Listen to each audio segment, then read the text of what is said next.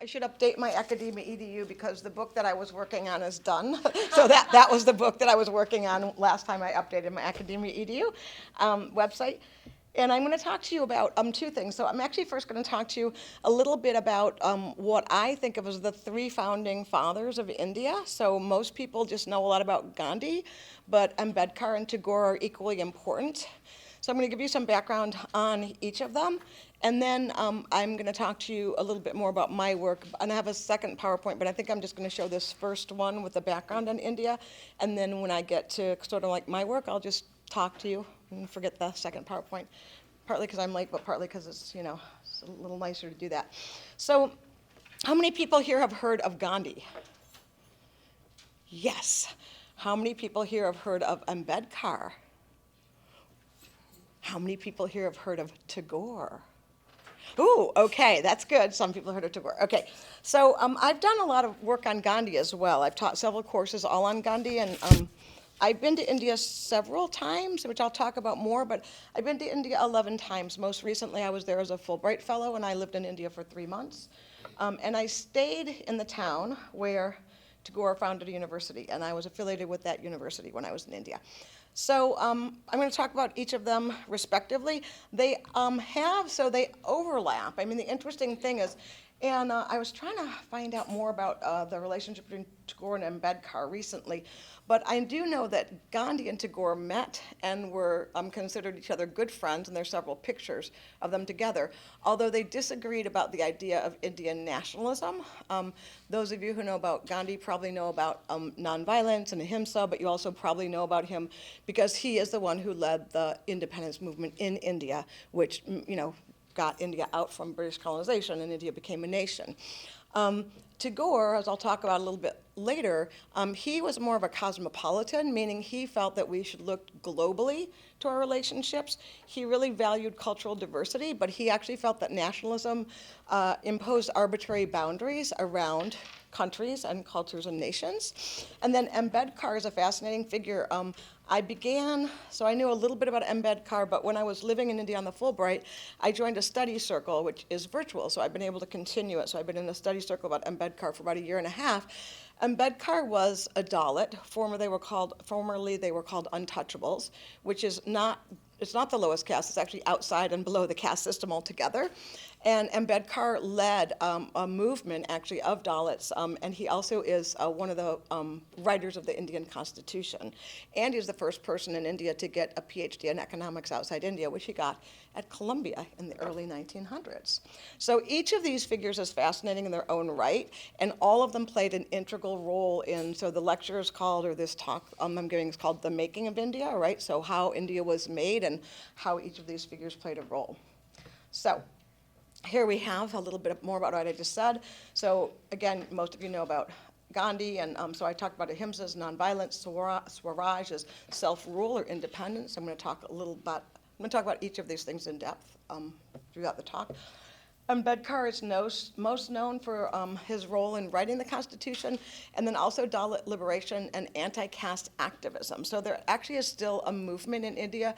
Caste has been illegal, so discrimination on the basis of caste has actually been illegal since the 40s, since the Indian Constitution. But there is still caste discrimination. And for those of you that are mostly familiar with the US context, you can think of it about like civil rights laws about racism, right? So we outlawed racism in 1965, but still there's structural racism, and still people are subjected to things like more police violence, et cetera, if they are people of color. Tagore, who was the person I went to India to study on my Fulbright, he is the first Asian to win the Nobel Prize. He won the Nobel Prize in Literature for his book-length poem called Gitanjali. He also wrote the national anthem of India, so another reason he's a founding father of India is he's the author of the national anthem. And he founded a university called Visva-Bharati, which he founded with his Nobel Prize money. So I always think that's pretty cool. Okay. So Gandhi. There's several concepts. So I don't have ahimsa up there because most people do know ahimsa as nonviolence. He was famous for his movement on nonviolence. One of the things that he did, so there's several things, is that he would go to demonstrations and protests. One of the first times he was in a protest was actually not in India.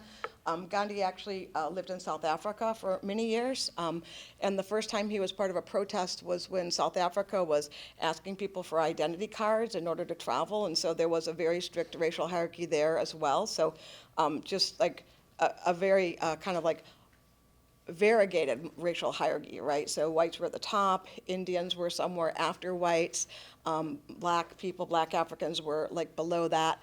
And everyone had to carry an identity card. And Gandhi rebelled against that, and that happened actually after he got thrown off the train. So I like to tell Gandhi stories. And so he was on a train, and he was in the first class car in South Africa, and he was asked by the conductor to get out of the first class car because he wasn't white, and he said, no, I'm not going to, and then the conductor insisted, and then he said, well, how did you get your ticket? Like, how did a person of color even get a ticket in first class?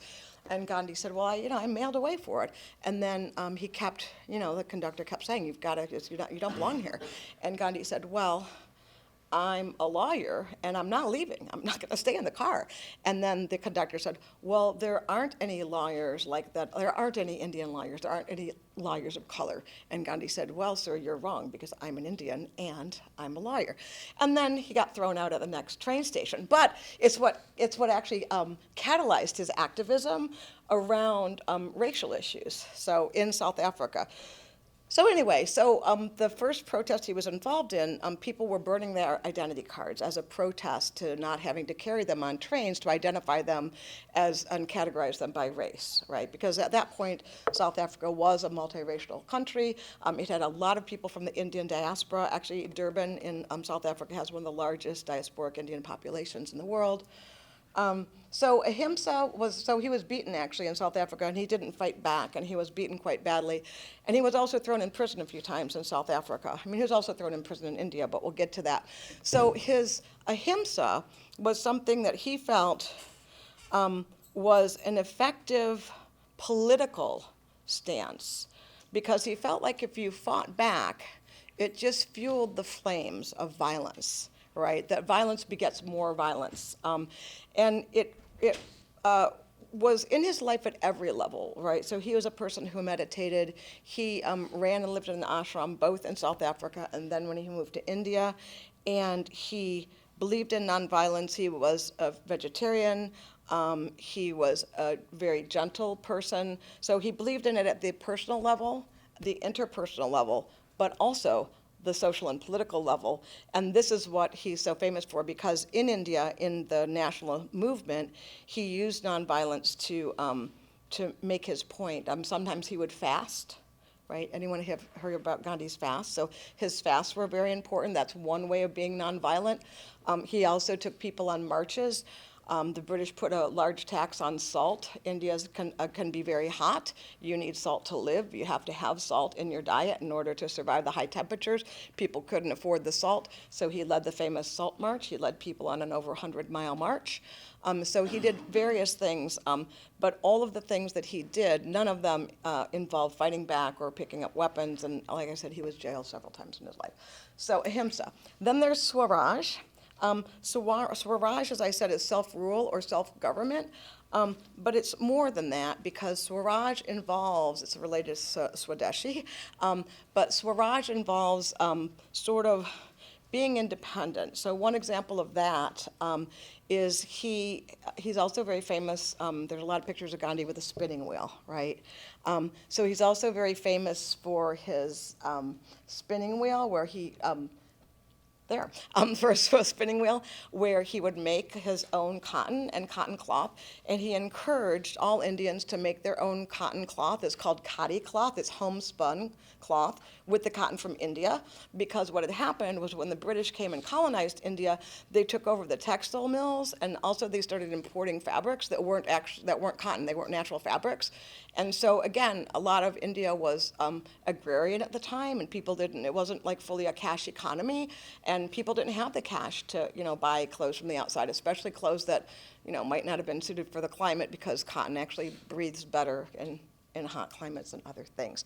So Swadeshi, so Swaraj is self-rule. It's mostly related to national independence. Swadeshi means of one's own country, right? So that's why the khadi cloth is very important. It became the symbol of the Swadeshi movement, and the spinning wheel is also still the symbol of the Swadeshi movement. And there are still places in India where khadi cloth is made, and there's Gandhi founded a university in Gujarat, in the state of Gujarat, and one of the things every student has to do is to learn how to spin. And when they spin their own. So here he's spinning the threads for the cotton. So first you spin the threads, and then you hand loom the cotton into fabric, and then of course you stitch, you cut it and stitch it. So Swadeshi. Ahimsa we already talked about. The slides are not in the same order of my notes. All right, two more quick things.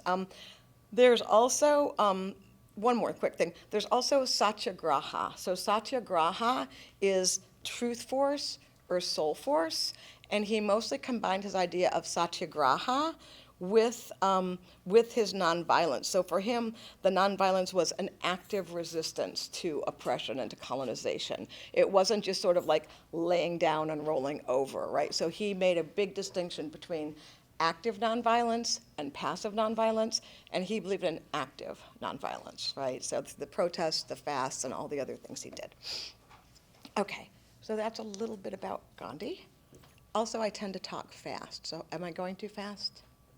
Okay, so now Ambedkar, who is a fascinating figure that I think that people don't know enough about. So that's his full name, Bhimrao Raji Ambedkar. He was given a nickname later, actually after he died, which is Baba Sahib, which means, the great one, or father. And so Ambedkar is most well known for his work on caste and untouchability. He, like I said, he was the first person to get a PhD in economics, first in India. He actually went to Columbia at the age of 22. He got a big scholarship from the Indian government, so it was 1913. So imagine, right? You're still sort of like going over, this in a boat or whatever. And then he actually met Dewey. So when he was at Columbia, he met John Dewey. He went on to go, he actually also studied at the London School of Economics. But in his own country, right, he was an untouchable. Okay, so at this time, this is before independence, the caste system is very strong. And Dalits, so untouchability is usually not used in India anymore. Dalit is the preferred term.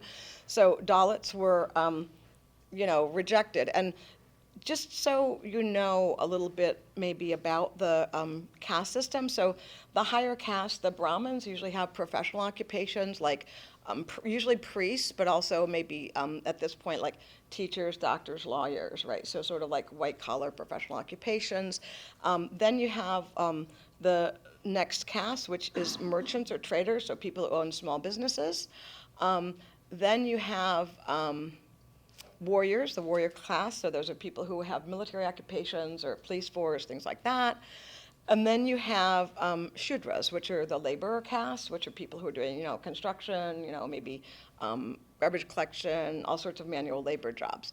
And the thing about caste in India is that it's related to heredity and it's related to occupation, and there was not a lot of mobility at this time, and it's partly encoded in Hinduism itself, right? So this is partly in the Vedic texts and the other texts, and I've been, like I said, in the study group on Ambedkar since April of 2002, and we've read quite a few things. One of the first things was a letter, an exchange between he and Gandhi arguing about caste, but now we're reading this really big book called Riddles of Hinduism, where he takes the Vedic texts and he goes through the Vedic texts and he talks about how these texts are wrong about caste and how people should be treated. But it's a pretty serious thing because India is primarily Hindu. I didn't look up the number today, but it's over 90% Hindu. It's actually an amazingly religiously diverse country. So it's Hindus, Christians, Muslims, Jains, Buddhists, but it is primarily Hindu, and also it's the largest Hindu country in the world. So for Ambedkar, even though he actually got a scholarship to go to study in the US, that was very unusual. Because the other thing about Dalits is they generally weren't educated, right? So even public education, they would be excluded. I was just reading actually something. And they would be excluded even from using, for instance, the water, right? Not just in the village, but even the water tap at school. So, I mean, imagine you're in a climate where you walk to school, it's very hot, and you don't have access to the basic things that you need. You're not allowed to use them. So, Ambedkar, one of the things he did, so he wrote a lot about caste. This is his most famous book, Annihilation of Caste, Caste and Untouchability. Like I said, he also was, I don't know if you know, but anyway, India gained independence in 1947, and then Ambedkar was one of the authors of the Constitution. So there's a committee writing it, and so he was one of the people, sort of like who is well known to author the Constitution, which neither Gandhi nor Tagore had a part in, so they were not on this committee. Okay. Just a little bit about the Constitution so that you know, sort of. So Ambedkar's commitment to equality went beyond caste, right? So he had a firm commitment to equality in all senses, equality and justice. So the Indian Constitution guarantees and protects a wide range of civil liberties for individual citizens, including freedom of religion, the abolition of untouchability, and the outlawing of all forms of discrimination.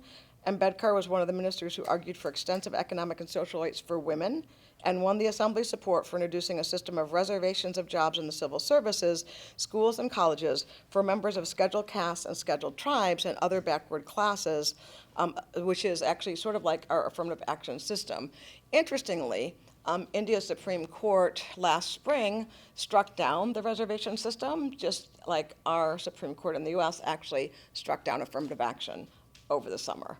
So I think it's really interesting, the parallels, right? These two large democracies that for a long time have had systems in place that were kind of meant to remediate past historical injustices, but now both of them have recently struck those down. But Ambedkar was he was very committed to social justice and equality in all its forms. And he was, even though he didn't have a whole philosophy of ahimsa like Gandhi did, here's a quote from him in 52. He says, "My definition of democracy is a form and method of government whereby revolutionary changes in the social life are brought about without bloodshed." So he was revolutionary, he wanted these changes, but he didn't want violence. Actually, none of the three figures wanted violence. And then the last thing about Ambedkar is that he converted, and I have the date. I'm horrible with memorizing dates, so I had to write the date down, but he converted to Buddhism, and, here we go, he converted to Buddhism. Like I said, Hinduism is where the caste, the system of caste is encoded in some of the Hindu texts. I mean, there's several, you're nodding, there's a lot of different, like there's the, Rig Veda and Mahabharata, so there's a lot of Hindu texts, but in some of the texts, it's encoded in the text. So one of the things that he did is he actually converted to Buddhism, because Buddhism doesn't have the caste system in it. It's like a religion that, has other things at its heart. In 1956, and when he converted, 365,000 of his followers, who were also Dalits, also converted, because it was one way to get out of a religious system in which they were discriminated against within the system. For instance, Dalits can't go to temples. I mean, they can go maybe to the outside of the temples, but sometimes there's like inner sanctums in temples. Actually, I wasn't allowed to go to inner sanctums either, but sometimes only Hindus, but even then Dalits were Hindus, right, before they converted, and they were not allowed to go into the inner sanctums, despite believing in Hinduism before the conversion. Okay, let's see if I have. All right, so now we're on to Tagore, and I also want to leave time for questions. The class goes till 2:45, right? Yes. Okay, so Tagore is also a fascinating figure. He is best known as a poet. He wrote over 50 volumes of poetry, including, as I said, Gitanjali, which I think I have a slide of that all by itself. Yeah, I do. We're going to go back to the other slide. But so this is the cover of his book Gitanjali, which is and that's 1913, not 73, don't be confused. It's about the divine and nature and all sorts of things. And, you know, he, like I said, he was the first Asian to ever win the Nobel Prize in Literature. And then several years later, he founded a university. But the fascinating thing about Tagore, to me, so I'm a philosopher of West Bengal, where he was born. He was born in Calcutta, and he lived most of his life. He was raised in the family home in Shantiniketan, which is a very small town, just about 2.5 hours from Calcutta in West Bengal. So I don't know if you know, I should have brought a map of India, but so if you're looking at the map, Calcutta's over here, West Bengal is over here, Calcutta's there, and then Shantiniketan's up there. And his family had a home there. And in fact, their family home was called Shantiniketan. And Shantiniketan, the translation of it means peaceful home or peaceful abode. And the family home is still standing. It's in the center of the campus of Visva Bharati. And one of the things that Tagore did, well, first I should tell you about all the other things on this list. So he also wrote novels. He wrote several novels. I didn't count, but more than 5 and less than 12. He's a playwright. He's written several plays. He's an amazing visual artist. He was a drawer and a painter. He's the definition of Renaissance man, right? He is literally the definition of what it means to be a Renaissance man. He did everything, and he did it all well. He's an essayist, and many of his essays are philosophical. He was a lecturer. He gave a lot of lectures in his lifetime. He wasn't a professor. He was a writer, but he gave lectures all the time to different groups. And in addition to the university that he founded in 1921 with his Nobel Prize winnings, he also founded basically a K through 12 school, K through 8, a school on the ashram grounds near his family home, but actually outside because it's an open school, meaning open like open classrooms, like outside under the trees, cement benches built in. And he founded that actually in 1901, so before he got the Nobel Prize. Part of the reason was that he himself, when he went through school, he didn't fit in that well. I mean, he was a brilliant man, right? He did all these things. I mean, and his paintings are in museums, right? So it's not just that he dabbled in these things as a sort of a side hobby. I mean, there's entire museums devoted to his works in India. So he didn't like school. He felt it was too confining for him when he went through it. And actually, he was sent away to England, like many men, like many Indian men of his generation. He was sent away to England to be educated, but he dropped out. He didn't finish. And he still came back and accomplished all these things. And so he founded a school in 1901 with only 5 students, and one of the students was one of his sons. So, and the school is not only open, open to the outside, but it was on this idea of sort of like an experimental school, very experiential, where students would come, and if they were learning about, for instance, nature, they would walk around and collect leaves from the trees and talk about what was right in front of them. And the school still exists, and it's still in operation, which I think is amazing, right? Because it's a small school. It's many people from the surrounding area send their children there, and all different casts, right? So it's not just like the professor's children. It's like in the middle of the university. So it'd be like if the middle of UCF there was a little beautiful green area with a old house, and then all these little outside classrooms. They're well shaded by the trees because it does get hot. And then right near there is, on the same property, is a temple entirely made of glass, a meditation temple entirely made of stained glass that was imported into India. It's called the Mandir, and so that's part of the grounds. And that's still where a lot of religious and celebratory events happen even today, in the temple, in the Mandir. So, okay, so Tagore. So, Nobel Prize in Literature, there's a picture of Visva Bharati. It is, let me say a little bit about the university. So Visva Bharati was founded actually as basically kind of a big liberal arts university, if you can imagine that, right? So I teach at Rollins, which is a liberal arts college, but this is a liberal arts university. Because Tagore was so interested in literature and poetry and painting and the arts, and he actually felt the arts could be transformative. He really believed in the power of the arts to really transform people and to capture the universality, what he felt was the commonality and universality of human experience. And the arts included, so dance is still huge there, and the arts include, ceramics and visual arts, but also music and performing arts. And so one of the biggest, it's not nearly as big as UCF, but it's a pretty large campus. You can't really walk it, you have to bike. And it's best to bike. There's not that many cars in this town. It's still small. There's more cows than cars in Shantiniketan even today. And so it's best to bike it. But there are entire, there's an art campus, but it's not just there's an art campus, but then there's the painting campus, right? So there's one for sculpture, there's one for painting, there's one for dance, there's one for music. So each of these has several smaller buildings on it, right? So it's like a little enclave of buildings. And it was really built up around the arts and the humanities. Now, of course, it has all the disciplines, has natural sciences, has engineering, has all the disciplines, right? And it's actually a national, it's considered a national university by India, which is a designation, which is sort of a status designation, partly because it's history and its founding, but also because of what it covers. So that is actually where, when I was living in India last time, there's an archive there of Tagore's work, and so I was very lucky to be able to go and read things that he had written, like letters, and there's almost everyone who teaches there knows about Tagore since he founded the university in the town, even if they don't work on Tagore as their research. So it's a wonderful place to go.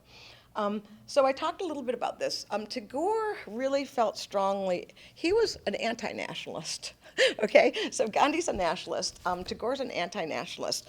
The motto is Visva Bharati, the university founded, he says, is where the whole world comes together in a single nest.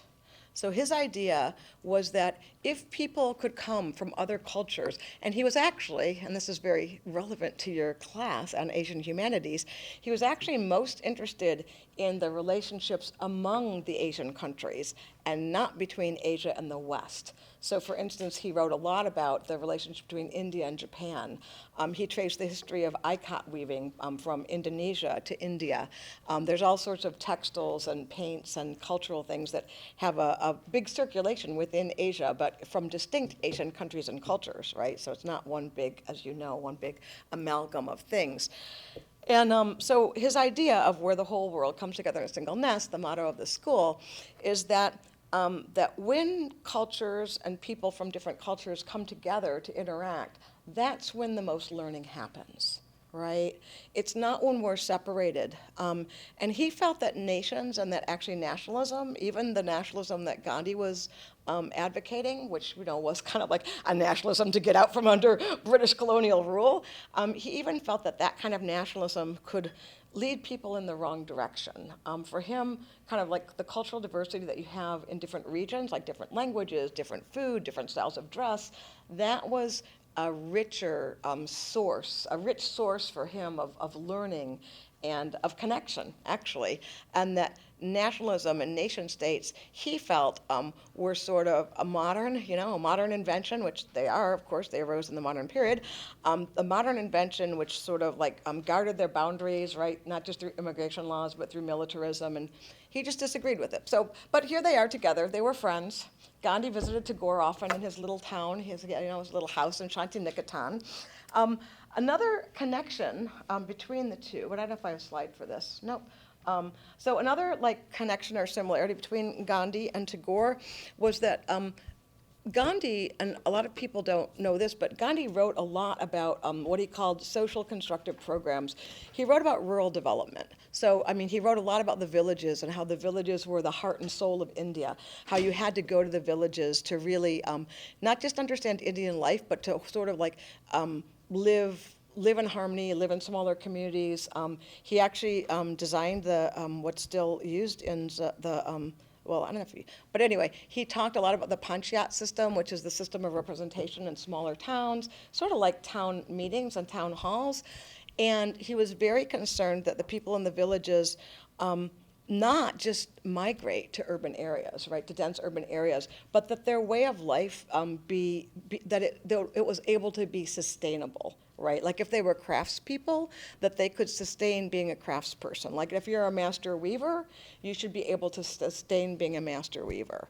And then Tagore, who most of you don't know that much about anyway, so he also wrote a lot about rural development, and in fact, there's an entire non-governmental organization attached and physically very near Visva Bharati called Sri Nikatan, which is still involved with the villages around that area, helping to support them economically to do things like training, to do things like help with like healthcare services, things like that. So India's still very rural. I mean, there's a lot of big cities. There's some places in India are very urban, but a lot of it's rural. And they both were very concerned with the plight of people in the smaller villages, and that those people don't necessarily have to go to urban centers to survive.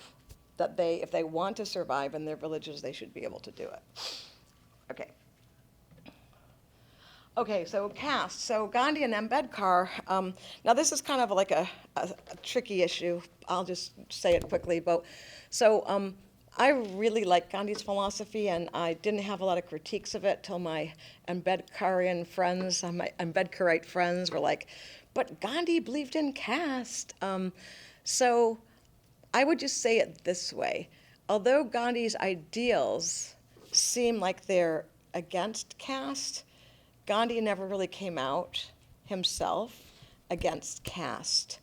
And because he still kept practicing Hinduism, and because Ambedkar thinks that caste is embedded in Hinduism, they really disagreed about this. And so they even have, like I said, an exchange, right? There's letters back and forth between the two of them where Gandhi is sort of saying, well, can't we just keep going like the way we are? I don't really believe in caste, but we can't just throw out Hinduism. And Ambedkar's like, no, we have to have a radical change. And so they really disagreed on that issue. And personally, because I'm a big fan of Gandhi, I wish that Gandhi had been maybe a little bit more proactive. I mean, Gandhi was, don't get me wrong, Gandhi was, he did reach out to what were then called the untouchables, and he actually renamed them, which was he named them Harijan, children of God. So then he said, no, everyone is a child of God, and so these people are not untouchables; they're children of God. But now the preferred term by the Dalits themselves is to be called Dalits. So that they disagreed about. So here's each one of these people left a lasting legacy, and then I'll talk a little bit about my own work in India, and then I'll be quiet and let you ask questions. So for Gandhi, I think his lasting legacy is there's a bunch of social justice organizations in India itself, a lot of them are NGOs that are trying to keep the legacy of Gandhi alive. So through, for instance, the ones I've worked with, through empowering women, through training, through programs that sort of lift up and give opportunities to people that are poor. And Gandhi thought that children sort of were the future, the answer to the future. Gandhi also has things to say about education, actually, all of them do. But so this is this is my picture. So this is one of the places that I went.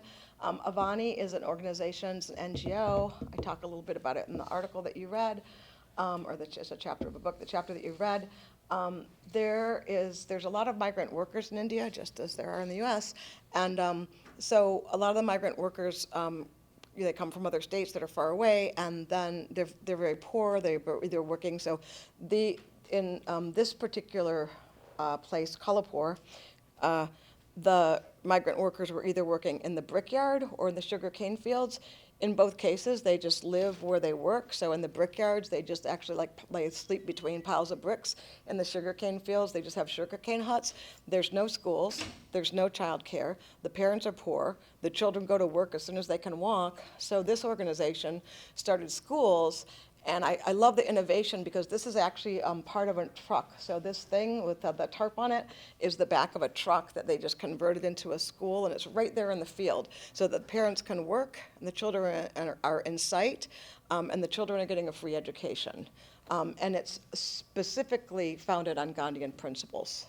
So, and then for Ambedkar, the lasting legacy of Ambedkar is there are still Dalit liberation movements now. Like I said, there's still anti-caste activism, and there's still caste violence. I mean, I go to my study group every week, and also people post from the study group, and there was just some anti-caste violence in Tamil Nadu last week, and some people, some Shudras, some lower caste schoolboys were beat up on the way to school. So there is still caste violence going on, and there's still a movement in India to stop that, to rectify it. And then Tagore, his lasting legacies really are his poetry and his songs.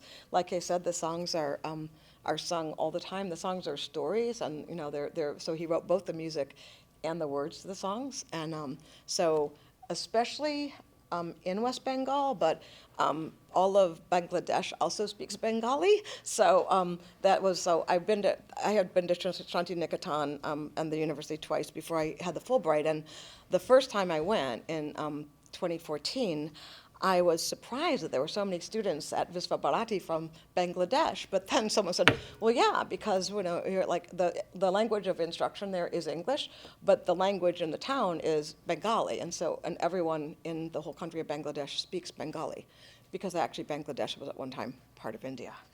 All right, so that's the end of this. I guess I'll pause here for some questions about the background, yeah, or anything I just said. Do you ever look at like the Philippines in relationship to India as well? Or? That's an excellent question. The things that I know that he looked at were mostly, so he looked at Japan a lot. He traveled a lot as well. He traveled to Japan.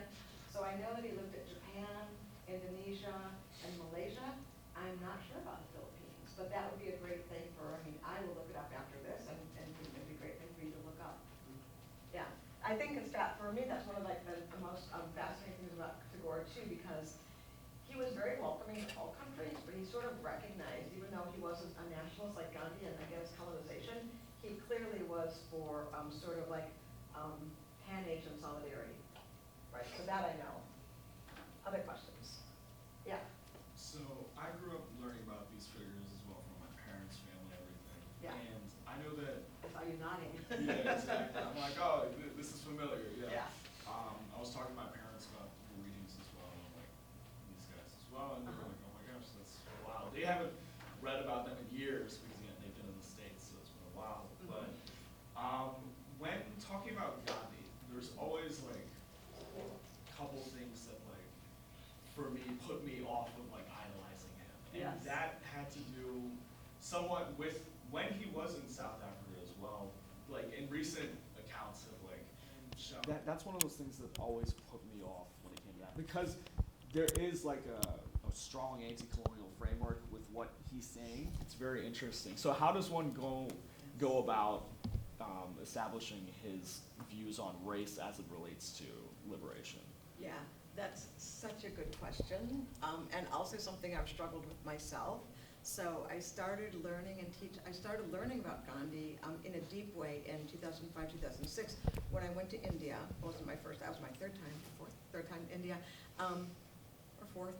And I went on a Gandhi tour, which was basically kind of an educational cultural tour to a lot of the places Gandhi lived, and the jail in Pune and his house in Mumbai, and but also to a lot of these organizations. And the tour was led by one of his grandsons, so Arun Gandhi, who actually just passed away last March, and at 89. So I learned about Gandhi then, and that's at that time, of course, I was just embracing it all, like idolizing him. Then I started teaching about Gandhi. I've taught whole classes on Gandhi. I've taught master's level classes on Gandhi, and then I started hearing these critiques. And I also went to South Africa on a Gandhi tour twice, and of course I don't agree with racism, right? So let's just say that. It's difficult because he was against the color line and the ID cards, and in some ways he was fighting for everybody, but he does use the word kafir, which you said, which is a derogatory word towards blacks in South Africa in the context.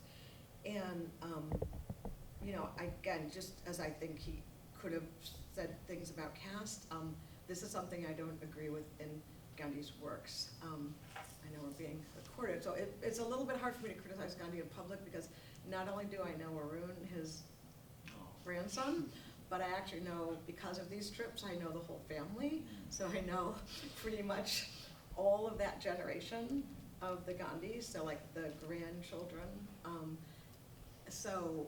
But I don't agree with that. I do think, that being said, I do think there's ways that you can look at what Gandhi said, not of course using, you know, kafir, but you can look at other things that he said and realize that he didn't believe in discrimination at all, right? So this is a contradiction. It's not an out and out like, oh, he was like a horrible person who was racist. It's like, this is a contradiction in his thinking that for whatever reason he wasn't able to resolve. You know, I teach philosophy, so there's a lot of old male philosophers that say horrible things about women. And, you know, sometimes I still think maybe they have tools in their philosophy that I can use, and things that they say that I agree with, while I still say, no, of course I don't agree that women are, you know, half-baked men, as Aristotle says. I mean, if anything, we're fully baked. But, so, yeah, no, but that's a really good question. It's been haunting me, and especially, you know, in South Africa, there's been a lot of, like, pulling down statues, of course, of Rhodes, but also of Gandhi, and, yeah. Thank Other you. questions, yeah. You must have questions. You guys did the reading, right? They have your reading questions. I'm just kidding. No, I can say more about my work. I mean, if there's no, I mean, I'm happy to ask a question about this, but I can say a little bit about my work too, because my work is on. Oh, we women's have a politics. question. Okay, but first question's about this, and then I can say a little bit about this and how it relates to Gandhi and the chapter that you read, which is not from there. I just Yeah. have a small question. Okay. So I was born in India and I grew up there, and I moved here when I was like around 12. So I was pretty familiar with the government and with some of the figures you were talking about. And I thought I would just ask, like, were their teachings and their the way they founded India, was that more to do with just how they gave birth to movements that helped the people out of British oppression, or did they actually like contribute to the way the government has formed today in any way? Both, so Tagore did not contribute to the way the government was found today, but both Gandhi and Ambedkar did. So Ambedkar actually served in the government, and then Gandhi was very instrumental in shaping the government along with Jawaharlal Nehru. So, yeah, that's a good question. And if anyone knows more about India than what I've said, I welcome your comments as well. Yeah. I just wanted to know, like, Ambedkar, like, what were kind of like his views, like, on just like, not really just caste, but like, I'm kind of curious, because we talked about Tagore and Gandhi's views on race a little bit. Do you know anything about Ambedkar's views on race, just in general? It doesn't have to be. Yeah, no, that's a good question too. Ambedkar, as far as I know, didn't write a lot about race, and so here's the thing is that Gandhi was living in South Africa where race is a significant category. But some of my current work is actually on reproductive oppression in India, and we're looking at reproductive justice through the lens of caste, because if you think of like categories that are relevant categories in India, race is not a relevant category, actually. Caste is, right? Class is, religion is, and caste is. So as far as I know, Ambedkar didn't write a lot about race. He did live in the US for some time, right? So the racial dynamics and what race means outside of India is very different than what it might mean inside India. But, thank you. Yeah. You talked about Ambedkar's views on caste, and then obviously Gandhi's like sort of potential views on caste as well. Yeah. So what do you think could be Tagore's views on the topic as well? Because I was like, okay, we know Gandhi, we know Ambedkar, and then what is Tagore's sort of POV on that?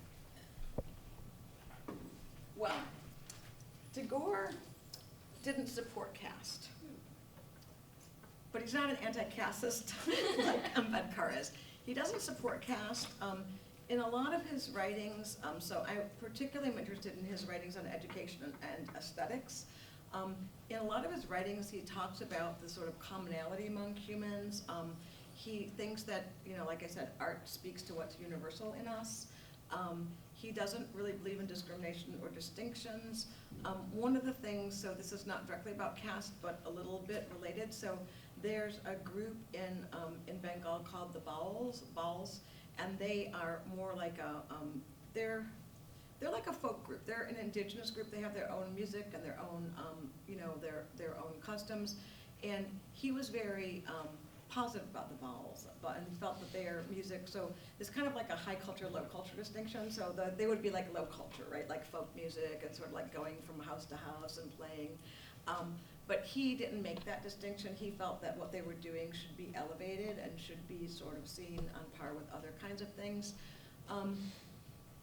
Yeah, so he doesn't really, again, what he talks about is, he's against discrimination, he's for sort of like human equality, but he's not directly writing entire, books on anti-casteism. So, good question. Other questions? Yeah? I just wanted to clarify, you were talking about the anti-nationalism versus nationalist, and you said Gandhi was nationalist, but who was anti-nationalist? Tagore. Tagore? Okay. Tagore was an anti-nationalist. And then Ambedkar, he helped write the Constitution, but then later, he actually sort of like, I won't get into this because it's more complicated, but later he said he sort of like repudiated, like, he said, well, I don't want to take credit for it because now there's things that I don't agree with going on. So I'll talk a little bit about, so you read the article from the Gandhi, they read the article from the Gandhi Then and Now book, right? Yes. So in that article, I try to make connections. So that article doesn't talk about Ambedkar Tagore because I was actually just working on Gandhi then, and it's about these groups like Avani. I'll go back to that slide, which I love. And so that's one of the organizations that I talk about. But that's not what I did my research on in this book, which actually came out in 2019. So just really quickly, I was fascinated. So I do a lot of work in gender studies and feminist theory. And I was interested in this argument that was going around in feminist circles, actually specifically like Western white feminist circles, that culture was antithetical to gender equality, that they couldn't exist, like culture and gender equality, and a lot of the examples were things like female genital mutilation, but there were also examples of polygamy, and examples of veiling, and examples of dowry and sati, both are taken from India. So, with the particular examples, some you think, female genital mutilation, that's a violation of bodily integrity. So for those of you that don't know, in some cultures, the practice is to cut women's genitals and sew them up so that they can't be sexually active, and then they're unstitched at the time of marriage. So, feminists have good reason, I think, to, oppose practices like that, but maybe not to throw every practice in the same boat, and maybe not to attribute all these practices simply to culture or religion without understanding the complex social and economic factors behind them. So I'm actually teaching a whole course about this. I just taught it this morning, in fact. It's called Gender, Rights, and Relativism. So I'd traveled a lot already by that time, and I'm like, well, in my experience, gender equality, particularly social and economic rights, that's not opposed to cultural traditions. I've been to many places where, for instance, women made textiles, like my shirt, my long shirt was made in India, right? So I've been in many places, and not just India. I've been in Thailand and in Indonesia, and many places where women actually seem to draw on cultural tradition, for instance, by making crafts, and especially I'm interested in the intersection between art and the arts, right, and social and economic rights. And I thought, this argument doesn't seem right to me. First of all, it seems very ethnocentric, because Susan Oken, so the person who first kind of pitched this argument in a short article, there's a book called Is Multiculturalism Bad for Women? Right? And her answer is yes, multiculturalism is bad for women. And one of the things she says in her lead essay, which is very controversial, is that if cultures are interfere with gender equality, those cultures should be extinct. Okay, well, that seems to be a kind of a narrow view, right, of culture, because cultures are so much more than that. They're so much more than practices that interfere with gender equality. And then there are practices, like veiling, that I don't think there can be one position on, right? So there's practices that actually harm, that cause bodily harm. So those, I have a different view on than practices like religious expression, right? Which does not really cause bodily harm, either to the expressor or to the people around them. So I'll just finish up real quick and I'll address your question. But so I went to all these grassroots women's cooperatives where they were making, primarily I was interested in textiles and clothing. And what I found was that they had comprehensive programs that they weren't just doing, so I distinguish what I do. So I'm only interested in cooperatives. I'm not interested in microfinance or social entrepreneurship, because cooperatives have a collective aspect where the people making the things have ownership and agency over what they do. They involve profit sharing, they involve decision making by the workers, and they're not individualistic. And I researched two. One is called the Self-Employed Women's Association, and the other one's called Marketplace India. I researched two, those are also in the chapter that you read, that really I felt empowered women to be leaders in their own communities, as well as teaching them marketable skills, and then providing a living wage for them. And not more than a living wage, because all this stuff is fair trade. It's marketed as fair trade. This is not from Marketplace India, but most of my Indian clothes are. So you had a question first, and then you. So one of the things you had said before was about relativism. Yes. And like the gender equality and all of that. One of the things you had said was like the textile making. Yes. A lot of those come from like in general that like women aren't allowed to do like more than that. They're usually like withheld to their home and only allowed to do stuff like that. And you said that it's like a source of empowerment. So how would like these things are like empowering, but they come into practice for the wrong reason? Is there any way that you can make some sort of distinction between what is good and what is bad? Because it seems very, like how we would view it is different from how they would view it and how a third party would view it as well. Excellent question. Yes, and I'm a pluralist, not a relativist, so it's easy for me to make distinctions. A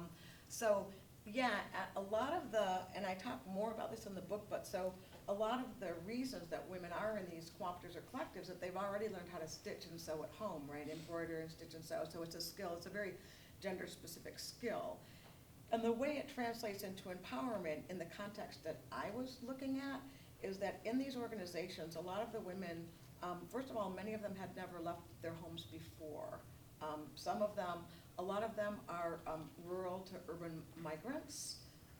Some of them are from indigenous communities where they have, some like customs where they don't, necessarily go out and work. And along with the stitching and making things, and they design things, and then they also have to take up a social action issue. So I'll just talk about Marketplace India, because I don't think I said this in the chapter that's in the book.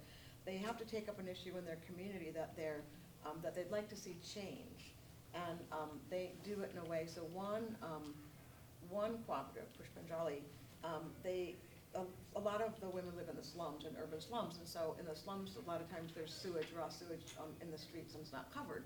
So the women in that collective, and they're from the same neighborhood, they wanted to have the sewage covered because one thing is it's dangerous, you can step in it, it's unpleasant, it smells, but also it was a breeding ground for malarial mosquitoes.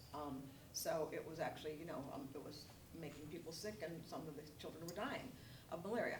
So anyway, so they got together and they learned so they're not just learning how to make clothes, they actually, because they did this social action project together, which was sort of like connected to their work in the cooperative, they went door to door in their neighborhood, they wrote letters, and they were given the support to do this through the kind of like the institutional structure of the cooperative.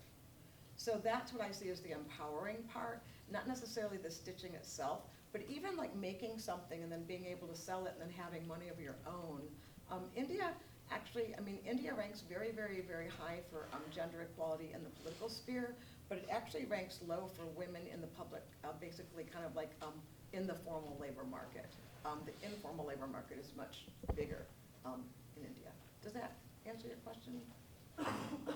So it's not necessarily the stitching that's empowering, but for some of the women, like the collectives I looked at were also like the Marketplace India has some men in some collectives, but Sewa is all women.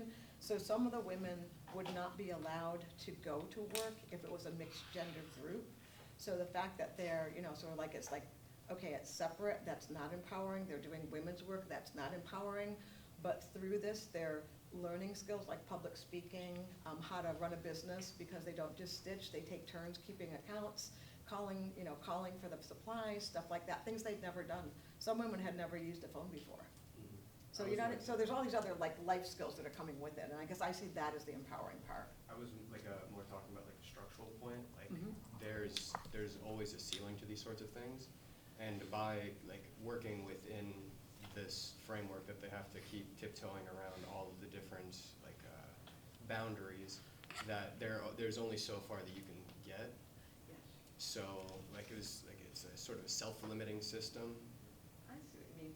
Well, some of them, I agree with that.